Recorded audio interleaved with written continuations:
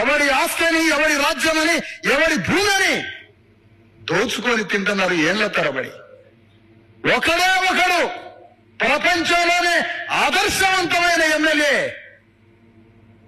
ప్రపంచ చరిత్రలోనే ఆదర్శవంతమైన ఎమ్మెల్యే, మాదిగ కులంలో పుట్టిన ఉప్పర మన్సూరి ఒక్క పైసా తీసుకోకుండా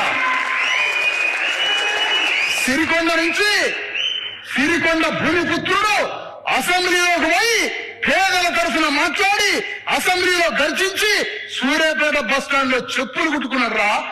మా వాడి దగ్గర నుంచి నీతి తెలుసుకో, న్యాయం తెలుసుకో, ధర్మం తెలుసుకో. అది మా నీతి అంటే, న్యాయం అంటే. చెప్పులు కుట్టుకున్నాడంటే ఈ ప్రపంచమే హెల్త్ చెప్తుంది ఉప్పర మన్సూరికి. నా ఉప్పర మన్సూరి పుట్టిన భూమి ఇది.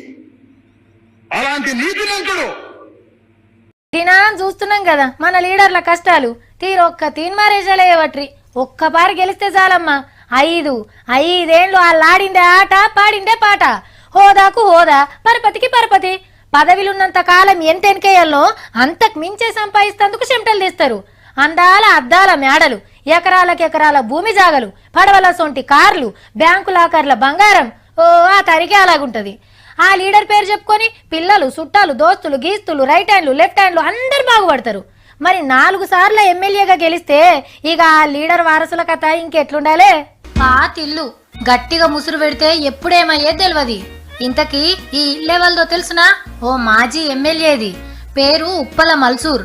ఒక్కపారి కాదు, 2 మాటలు కాదు, 4 మాటల సూర్యాపేట ఎమ్మెల్యేగా గెలిచిన కమ్యూనిస్టు లీడర్.